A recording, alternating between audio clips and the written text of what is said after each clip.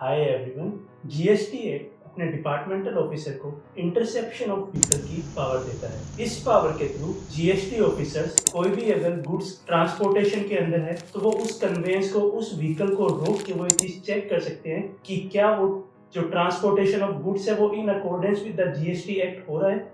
लेकिन इन प्रोविजंस की जो इतनी इंपॉर्टेंस है उसके साथ साथ हम ये चीज इग्नोर नहीं कर सकते। इन प्रोविजंस की वजह से प्रैक्टिकली जो इनका इम्प्लीमेंटेशन हो रहा है उनकी वजह से बहुत सारी हार्डशिप्स रजिस्टर्ड पर्सन्स को, जो जीएसटी के अंदर टैक्स पेयर्स है, उन्हें फेस करनी पड़ रही है। अगर मैं आपके सामने एक बहुत कॉमन सी बात रखूं जिससे आप भी बहुत हद तक रिलेट कर पाएंगे कि आपको रात को 2 बजे अचानक एक कॉल रिसीव होता है, इन द मिडनाइट आपको एक कॉल रिसीव होता है कहते हुए कि आपकी गाड़ी पकड़ ली है और अब उस गाड़ी को छुड़वाने के लिए आपको जो भी रेलेवेंट डॉक्यूमेंट्स है वो प्रॉपर नहीं है, जो प्रॉपर डॉक्यूमेंट्स होने चाहिए थे वो उस गाड़ी के साथ नहीं है। और बहुत सारे केस में तो ये भी चीज देखी जाती है कि जो डॉक्यूमेंट्स में कमी होती है वो बहुत ही एक छोटी सी क्लरिकल एरर होता है कि मान लीजिए कि कोई 1-2 डिजिट्स इधर उधर है या फिर कोई थोड़ी बहुत छोटी मोटी दिक्कत होती है, उसके अंदर भी वो गाड़ी पकड़ ली जाती है और उसके अंदर ये एलिगेशंस लगाए जाते हैं कि आपने टैक्स इवेजन की कोशिश की है और 129 के अंदर प्रोसीडिंग शुरू कर दी जाती है। तो जब इन प्रोविजंस के ऊपर इतनी सारी प्रोसीडिंग्स हो रही है और इतनी ज्यादा हार्डशिप से ऑनेस्ट टैक्स पेयर को भी फेस करनी पड़ रही है, तो ये हमारे लिए एक इम्पोर्टेंट डिस्कशन बन जाता है कि हम इन प्रोविजंस को एक्चुअली में समझे और इसके कुछ एक इम्पोर्टेंट एस्पेक्ट्स आज की इस वीडियो के अंदर हम डिस्कस करेंगे। तो इस चीज को डिस्कस करने के लिए एक जो recent case honourable Allahabad high court के अंदर हुआ हेमंत तनेजा का, हम उसको अपना रेफरेंस पॉइंट उठाएंगे और देखेंगे कि उस केस के अंदर हेमंत तनेजा को क्या क्या प्रॉब्लम्स फेस करनी पड़ी और उन प्रॉब्लम से किस किस तरह से ओवरकम किया जा सकता है, ताकि अगर वो सेम केस हमारे साथ भी हो, वो सेम इश्यूज हमारे केस के अंदर भी रेस किए जाए तो हम उन इश्यूज से रिलेटेड फाइट कर पाए। तो इस वीडियो में मेनली हम 5 मेजर चीजें डिस्कस करेंगे। सबसे पहले हम डिस्कस करेंगे कि जो आपके गुड्स ट्रांसपोर्टेशन के वक्त जो आपके साथ ई इनवॉइस या फिर जो ई वे बिल जाते हैं, क्या वो आपको फिजिकल फॉर्म में होने जरूरी है, मतलब एक कागज में होने जरूरी है, या फिर वो आपको सॉफ्ट फॉर्म के अंदर आपके मोबाइल के अंदर एक पीडीएफ फाइल की फॉर्म में, या फिर वो आपके डिजिटली भी आपके साथ होंगे, वो सफिशिएंट होंगे। दूसरी चीज हम डिस्कस करेंगे कि ई इनवॉइस जो ऑनलाइन पोर्टल के थ्रू जनरेट होती है, क्या उसके ऊपर भी सिग्नेचर्स होने जरूरी है क्या। तीसरी चीज हम डिस्कस करेंगे कि ये सब चीजें तो जो आर्ग्यूमेंट्स होती है, जो फाइट्स होती है, ये सब तो बात की बात होती है, लेकिन सबसे पहले हम ये चीज पे भी डिस्कशन करें कि जब आपकी व्हीकल कन्वेंस को डिटेन कर लिया जाए उस वक्त आप क्या क्या चीज कर सकते हैं। चौथी चीज अपन डिस्कस करेंगे कि मान लीजिए आपने उस वक्त कोई पेनल्टी की पेमेंट कर दी, तो क्या आप उस पेनल्टी की पेमेंट करने के बाद भी क्या आप अपील में जा सकते हैं। पांचवी चीज हम ये चीज डिस्कस करेंगे कि मान लीजिए जैसे अपन ने अभी डिस्कस किया, आपके पास इलेक्ट्रॉनिक फॉर्म के अंदर डॉक्यूमेंट से सॉफ्ट कॉपीज थी, मोबाइल के अंदर डॉक्यूमेंट से, लेकिन आपने उसी के वक्त हाथ के हाथ हार्ड कॉपी से भिजवा दी जब ऑफिसर्स ने मांगी, तो क्या उन डॉक्यूमेंट्स को ऑफिसर को कंसीडर करने होंगे या वो डॉक्यूमेंट्स कंसीडर नहीं किए जाने चाहिए। तो इन सभी पॉइंट्स को हम समझने के लिए हम केस के फैक्ट्स को डिस्कस करते करते at that point of time जब वो फैक्ट्स के अंदर ये सब पॉइंट्स आएंगे, हम उन्हें साथ के साथ डिस्कस करते हुए चलेंगे। तो सबसे पहले आप समझिए कि जो रजिस्टर्ड पर्सन था उन्हें अपने गुड्स ट्रांसपोर्ट करने थे और उसे ट्रांसपोर्ट करने के लिए उन्होंने एक प्रॉपर ई इनवॉइस और ई वे बिल जनरेट किया और वो ई इनवॉइस और ई वे बिल उन्होंने अपने ड्राइवर को सॉफ्ट फॉर्म के अंदर, डिजिटल फॉर्म के अंदर अपने उनके मोबाइल के अंदर उन्हें प्रोवाइड करा दिया। ये चीज प्रोवाइड करवाने के बाद वो गुड्स ट्रांसपोर्टेशन के अंदर गए और जब वो गुड्स ट्रांसपोर्टेशन के अंदर थे तो ड्यूरिंग ट्रांसपोर्टेशन उस व्हीकल को इंटरसेप्ट किया गया जीएसटी अथॉरिटीज के द्वारा।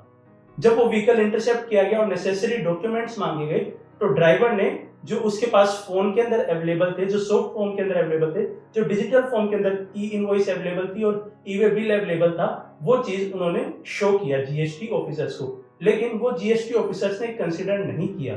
तो हम इस यहाँ पे ये चीज डिस्कस करते हैं कि क्या आप अपने ई इनवॉइस और जो ई वे बिल है वो सॉफ्ट फॉर्म के अंदर कैरी कर सकते हैं क्या।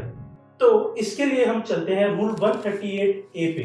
रूल 138A बात करता है कि जो आपके ई वे बिल है, या तो आप वो फिजिकल फॉर्म में कैरी कर सकते हैं या फिर आप इलेक्ट्रॉनिक फॉर्म के अंदर जो ई वे बिल के नंबर है आप वो कैरी कर सकते हैं।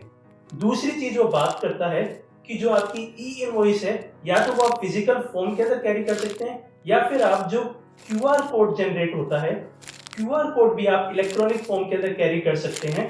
क्योंकि जो क्यूआर कोड होता है उसके अंदर इनवॉइस रेफरेंस नंबर एम्बेडेड होते हैं। तो आपको ये चीज समझनी होगी कि ई वे बिल के अंदर तो ई वे बिल नंबर की इंपॉर्टेंस होती है और जो आपकी ई इनवॉइस होती है उसके अंदर इंपॉर्टेंस होती है क्यूआर कोड की। सो वो चीजें अगर आपके पास इलेक्ट्रॉनिक फॉर्म के अंदर भी अवेलेबल है, वो आपके पास आपके मोबाइल के अंदर भी अवेलेबल है, सॉफ्ट फॉर्म के अंदर भी अवेलेबल है, तो भी कोई इशू आपको नहीं आएगा। तो हम अब केस के फैक्ट्स के अंदर आगे बढ़ते हैं। जब वो डॉक्यूमेंट्स मांगे गए वो चीज उनके पास फिजिकल फॉर्म में अवेलेबल नहीं थी, तो जीएसटी अथॉरिटीज ने आगे अपनी प्रोसीडिंग फॉरवर्ड की। उन्होंने फिजिकल इंस्पेक्शन शुरू किया, जो व्हीकल था, जो कन्वेंस था, उसका फिजिकल इंस्पेक्शन शुरू किया। और लेटर ऑन जब टैक्स पेयर को ये बात पता लगी कि वो सॉफ्ट फॉर्म के अंदर जो डॉक्यूमेंट्स उन्हें कंसीडर नहीं कर रहे, तो उनके रिप्रेजेंटेटिव ने आके उनको डॉक्यूमेंट्स हार्ड फॉर्म के अंदर भी दिखाए। उन्होंने उसको एक पेपर के ऊपर प्रिंट आउट लेके आके भी वो जीएसटी ऑफिसर्स के सामने रखे। लेकिन जीएसटी ऑफिसर्स का ये स्टैंड था कि सिंस इंटरसेप्शन के वक्त वो डॉक्यूमेंट्स अवेलेबल नहीं थे, तो वो अब उन डॉक्यूमेंट्स को फर्निश करने के लिए कंसीडर करने के लिए लायबल नहीं है। तो इस चीज को समझने के लिए हम एक केस लॉ की हेल्प लेते हैं। गैलेक्सी एंटरप्राइजेस का ये केस लॉ है।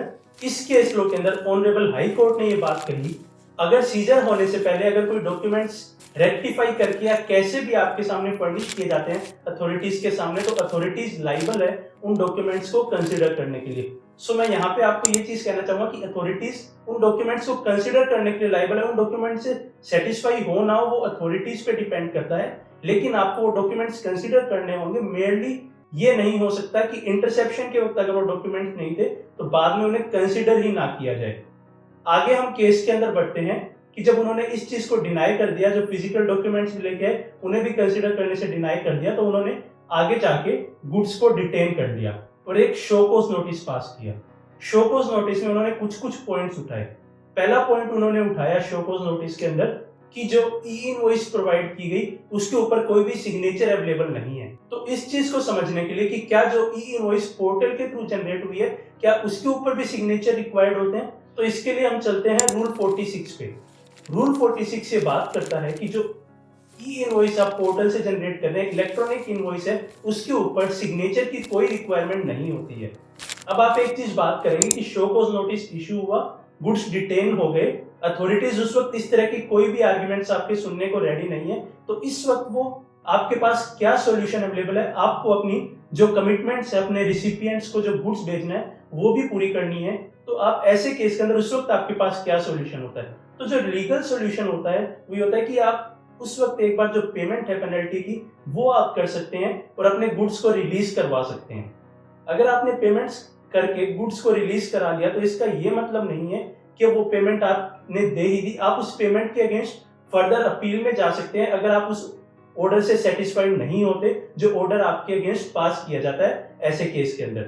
तो इस स्टैंड को दोबारा रीअफर्म करने के लिए हम एक और जजमेंट जो ऑनरेबल केरला हाई कोर्ट की तरफ से आया था इन matter of Hindustan steel and cement को, उसको कंसीडर करते हैं।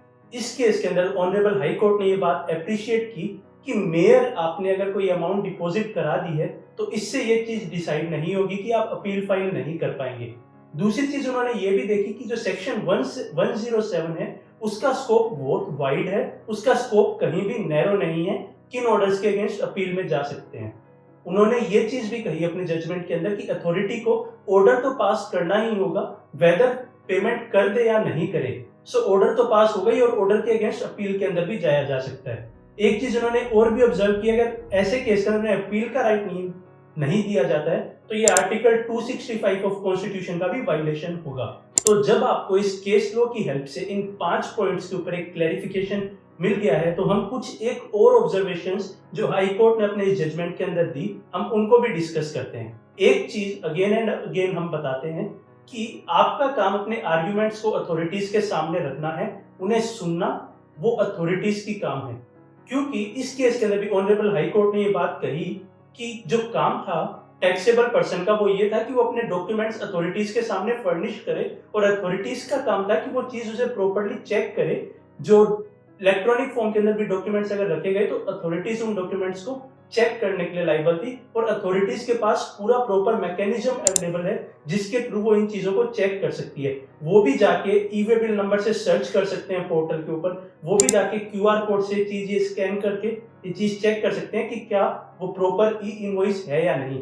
तो कोर्ट ने ये बात स्पेसिफिकली कही कि ये लाइबिलिटी अथॉरिटीज पे है कि वो चेक करें, और उन्होंने ये भी बात कही कि जो अथॉरिटीज अपने खुद के फॉल्ट्स का बर्डन जो टैक्स पेयर है उसके ऊपर पेनल्टी की फॉर्म के अंदर नहीं डाल सकते। सो आई होप इस वीडियो की हेल्प से आपको कुछ इंपॉर्टेंट पॉइंट्स के ऊपर जो आपके लिए अगर आपका व्हीकल इंटरसेप्ट होता है तो उस वक्त आपके लिए काफी हेल्पफुल हो सकते हैं, उसके रिगार्डिंग आपको कुछ क्लैरिफिकेशन मिली होगी। So I hope this video helps. Thanks for watching, stay tuned.